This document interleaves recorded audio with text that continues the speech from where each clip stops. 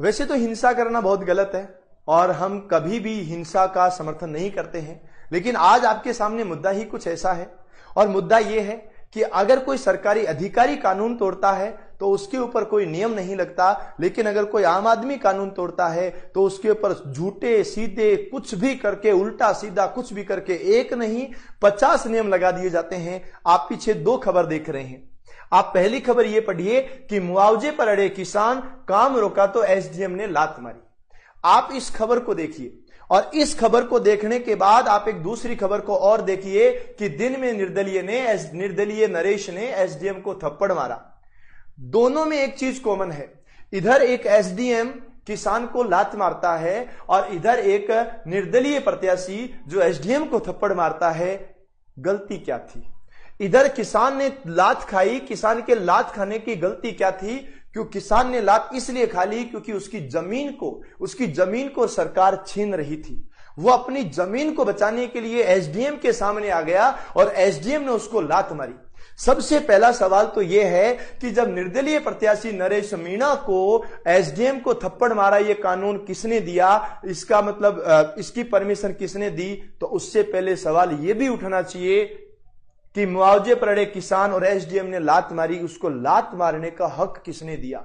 सरकार के नौकर हैं, सरकार के कर्मचारी हैं, जनता की सेवा करने के लिए बने हैं, तो उनको जनता की सेवा करनी चाहिए, ना कि उसी जनता पर लात मारनी चाहिए।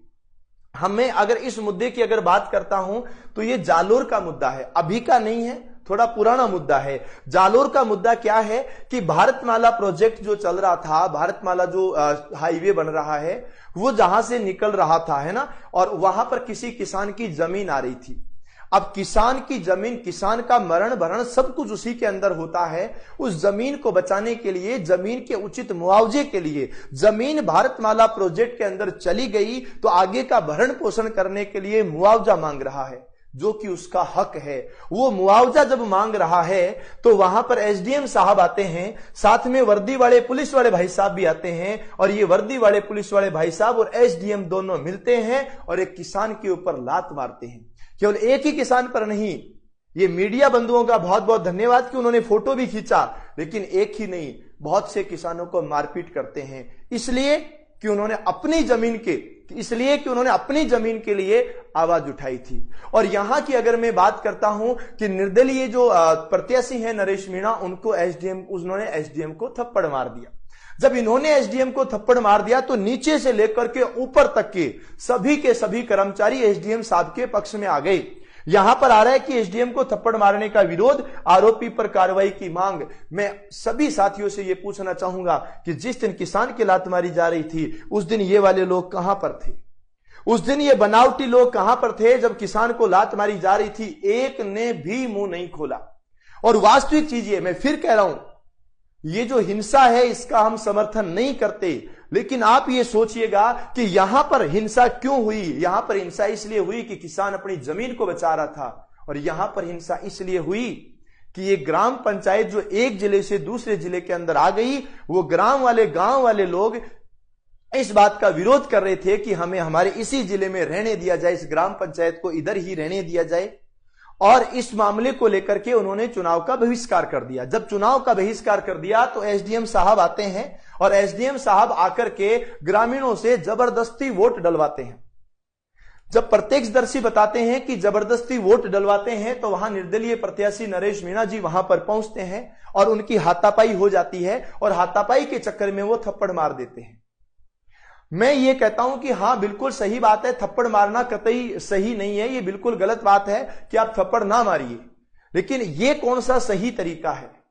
एक ही समाज और एक ही इंसान, लेकिन दो अलग अलग ओहदों को देख करके वो अलग अलग तरीके से बातें करता है। आज इस मामले का पूरा राजनीतिकरण कर दिया गया। आज भी अगर इस गांव के मीडिया की रिपोर्ट्स के अकॉर्डिंग अगर देखें तो आज भी गांव के अंदर जाते हैं तो लोगों का सिर्फ केवल एक ही बात कहना है कि नरेश मीणा गलत नहीं है, उसको गलत बनाया गया है।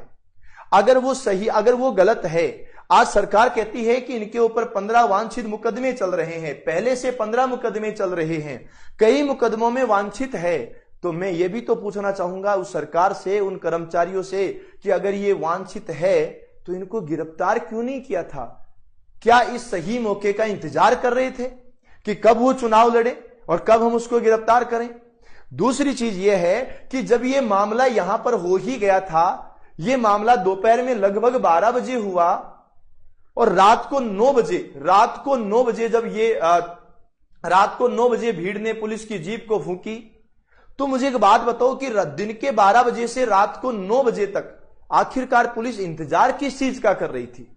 जहां तक अगर सीधी सीधी बात कही जाए कि बात यही आती है कि आप सरकारी ओहदे के नीचे आम आदमी को दबाना चाहते हैं, इधर आम आदमी को दबाना चाह रहे हैं। यहां पर बोला कि डीएलसी दर को लेकर विवाद मामला 2 साल से हाईकोर्ट के अंदर है और 90% लोगों ने इसको नकार दिया है।